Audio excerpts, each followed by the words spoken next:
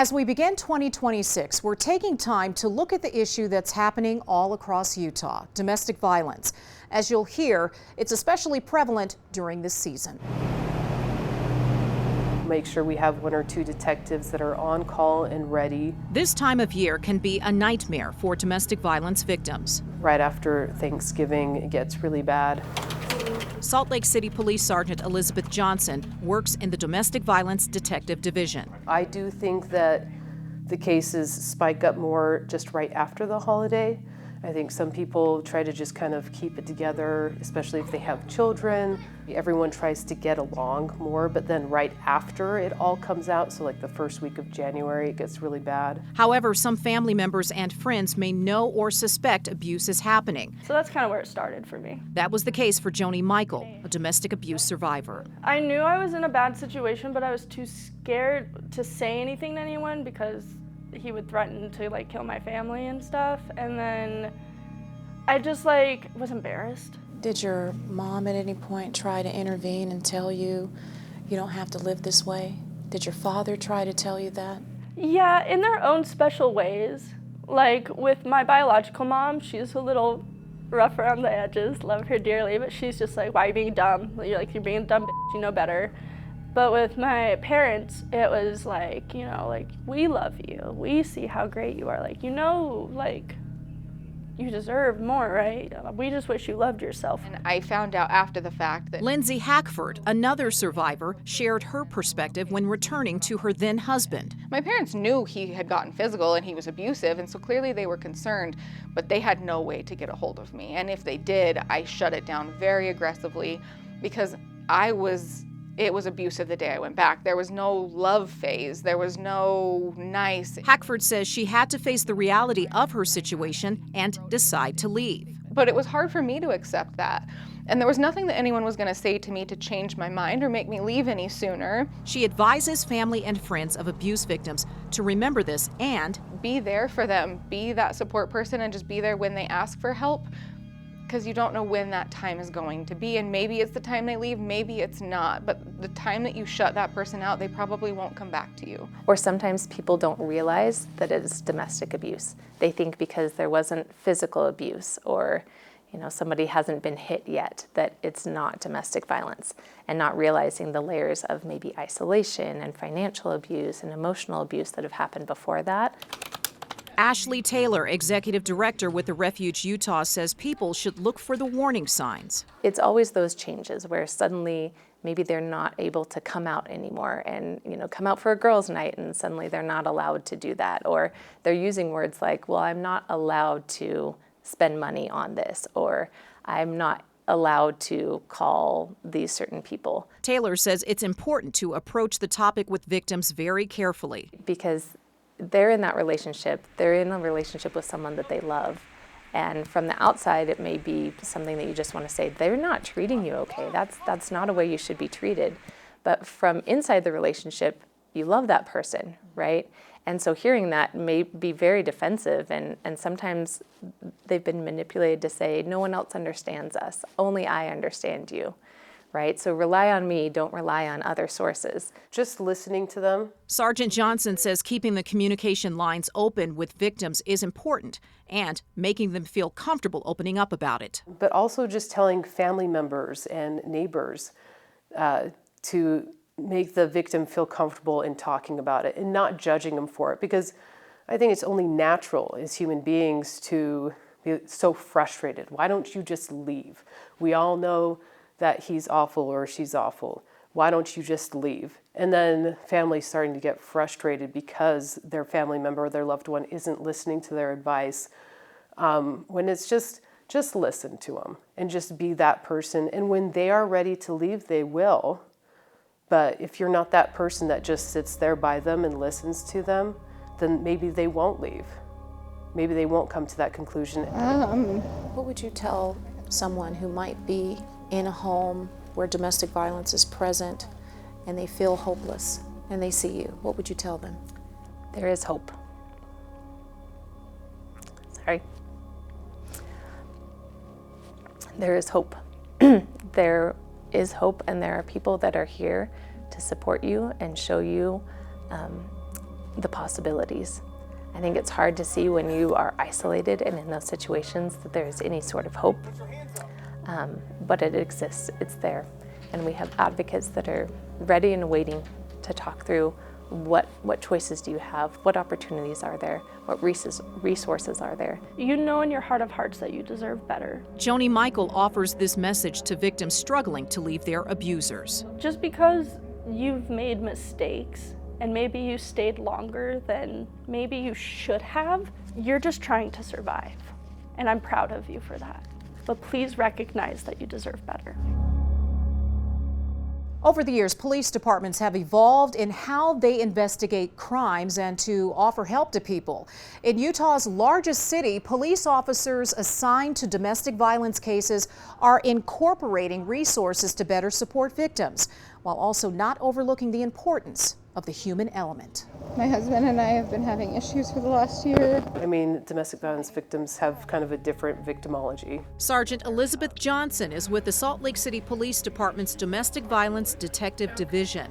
She says victims, especially those with children, struggle to leave their abusers. Because that means breaking up the family, or am I able to survive financially without this person, or do I have to find a new home? Salt Lake Police are now using a different approach in helping victims by utilizing assistance from victim advocates. These are trained individuals who can help to meet the basic needs of victims more quickly, while officers continue their investigations. As a victim advocate, we could be called out to scene and work directly with patrol. We could be going to court with victims. Jessica Steed is the Victim Advocate Program Supervisor for Salt Lake City PD. So you all go out with officers for every call that comes in, or how do you determine that? So not for every call. It just kind of depends on the situation. So sometimes we may not be at capacity to go out to every single domestic violence call, because there are a lot of them. Steed says her department regularly faces difficulties. Living in society now is expensive. So do we have access to food pantries? Sometimes we have to lean into a lot of community partners to cover all the basic needs for our survivors.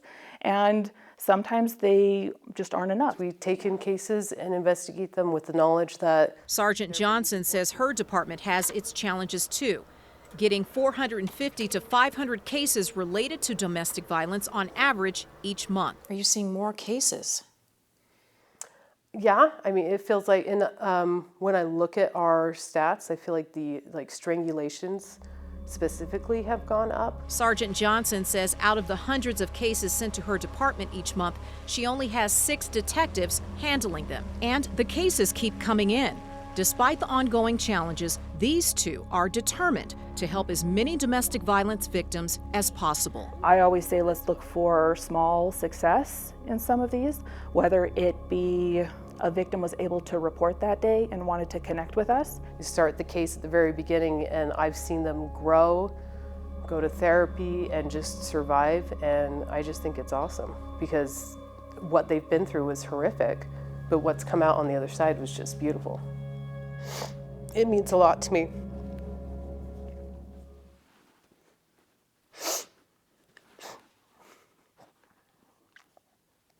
This year has changed you. I think the 18 years has changed me. But this year is probably not, it was one of my harder years. But just the whole thing, the whole career kind of shapes you and changes. I think every officer will tell you that. I just think there's a lot of cases. It's a lot of work. It's not something that can be done in 40 hours. If you care about the victims and you want them to have, like a good investigation, it does start to wear on you because it's stressful. I think that's probably one of the reasons why it's frustrating and difficult. And plus, we just don't have a lot of officers. Everyone's kind of overworked. Surviving domestic violence comes with many stories and lessons. Joni Michael shares hers. He just was a violent person, and I just wanted to save him, but an 18-year-old's not going to save a 24-year-old who's on heroin. The man Joni Michael's referring to is her ex-boyfriend, Caden Allen Beckstrom, who she lived with.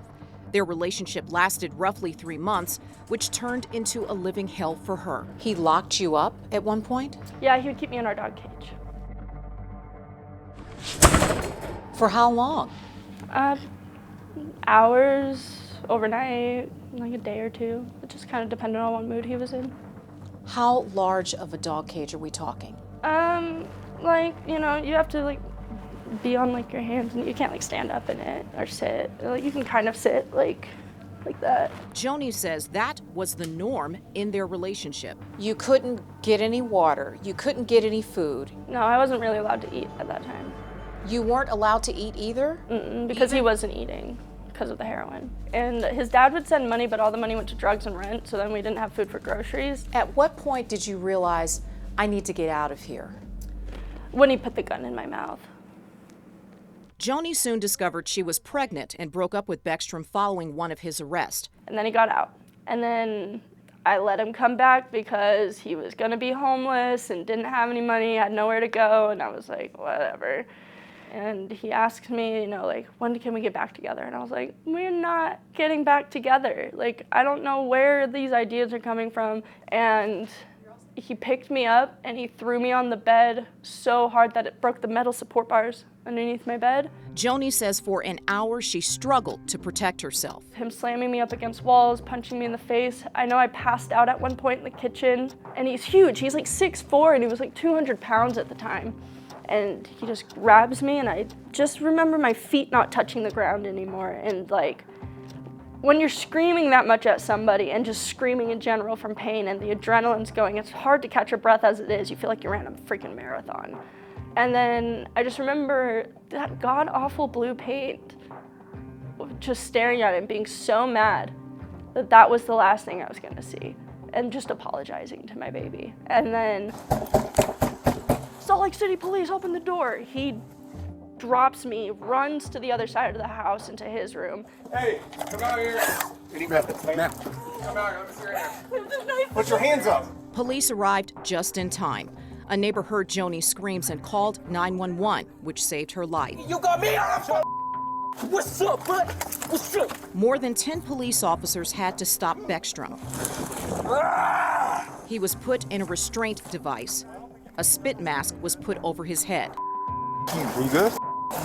Beckstrom, who is a repeat domestic violence offender, was convicted of third-degree felony assault of a pregnant person for the attack on Joni and third-degree felony assault by prisoner and sent to the Utah State Prison in Salt Lake. And the baby? Died. Yeah. I think that was the hardest part of all of it, was losing my baby. Because like that was what was getting my life together. I was getting my life together for my baby. And then I tried to kill myself in September, because this all happened on July 24th of 2023. And on September 24th, I tried to kill myself. And I was at Salt Lake Behavioral Health for a week.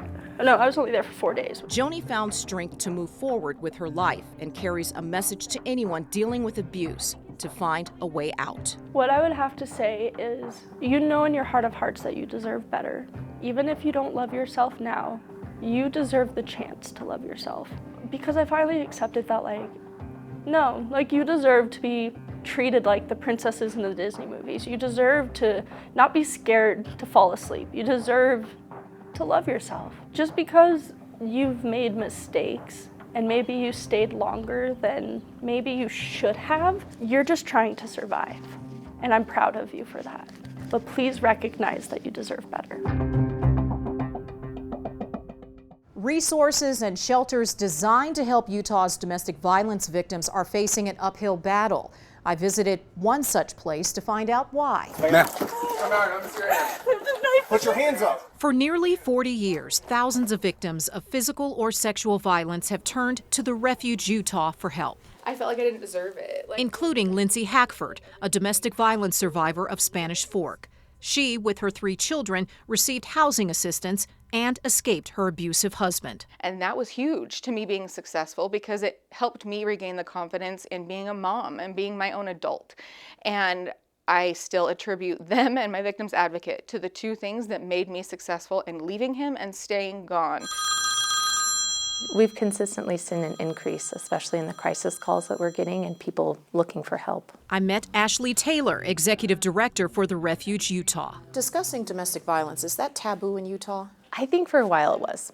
I think more and more there's more greater awareness around it. We have Domestic Violence Awareness Month. The governor signed a declaration that October is Domestic Violence Awareness Month in Utah. But lawmakers did not prioritize domestic violence funding during the 2025 legislative session.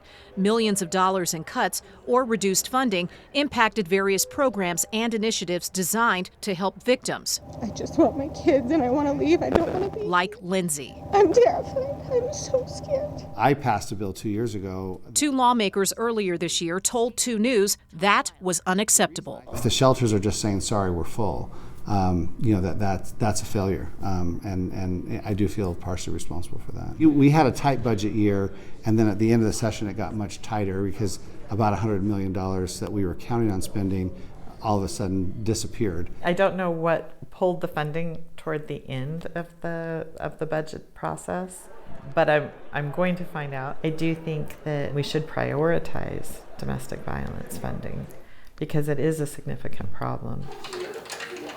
Services like the Refuge Utah are now operating with less funding and the crippling need for more space. For us, unfortunately, especially for our emergency shelter side, we have the same emergency shelter that we've had this whole time, and we have 25 beds. 25 beds, but then how many more need the beds? Right. Last year we had over 450 requests for shelter that we couldn't fill because our facilities were full. So the funding is not where it needs to be for you all to meet the growing need for victims. Especially in Utah County, our population is growing daily. And we've seen since we've existed, we opened up in 1984, and since then the population in our area has tripled. Taylor says those emergency beds cover Utah and Juab counties. According to the 2024 U.S. Census Bureau, Utah County alone has approximately 750,000 people, and Juab County roughly 13,000. So how do we help keep up with that need and keep increasing to meet the needs of the community when the funding is not always increasing? From victim to becoming a voice of hope as a domestic violence survivor, the woman that you're about to meet at one point found herself feeling stuck. Her determination and love for her children fueled her. She fought her way out of an abusive marriage and ultimately found a better life. My husband and I have been having issues for the last year. Tonight it got really bad and I told him that I couldn't fight like this anymore. Police body cam footage from January 2nd of 2021 shows a terrified Spanish Fork mother of 3 telling officers about her latest round of abuse from her then husband. All of this happened on Sunday and I stayed because I want to make it work and I do love him. He got angry again and I got scared, and so I told my kids, like, let's go to Grandpa's for a little bit. Like, I don't want to leave. I love Dad. I don't want to do this, but I'm scared and I shouldn't be scared. In this moment, Lindsay Hackford decided to get out and stay out of her abusive marriage. He threw my stuff in garbage bags and pushed me out the front door. My kids wouldn't leave because they were scared. I hate this. I did this a year ago with Spanish Fork Police. And I am terrified. I just want my kids and I want to leave. I don't want to be here. I'm terrified. I'm so scared.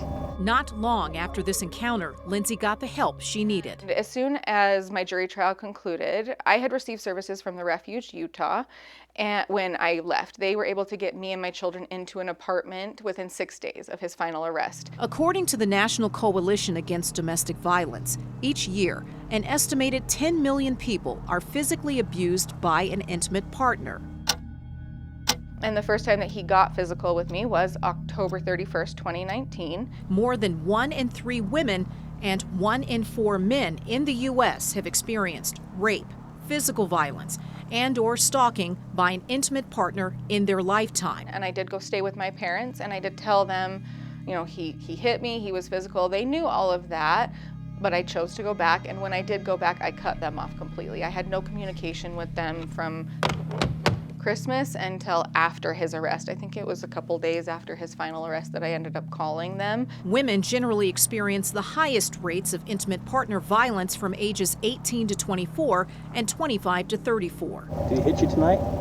Earlier today, he got in my face and grabbed my face when he threw me out the door, shook my face and threw me out the door. Lindsay falls in that statistic, but came out a survivor and sharing her story. I want people to understand why I made the decisions that I made, why I stayed with someone for 18 years that I thought loved me, that clearly didn't, and everyone on the outside could see it. So I was gone for 6 weeks, and I went back, and when I went back, I was still the only one employed, but he removed my name from the bank account. Well, and I remember the last year, I didn't leave because I didn't love him.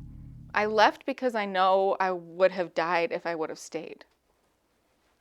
Lindsay's past pains couldn't overshadow her now elevated life with her new husband and their expanded family. He was a firefighter for 18 years, and I think it just allowed him to show up for me and my children in a way that no one else could, because he had seen the worst parts of the world and trauma and things that normal people can't tolerate.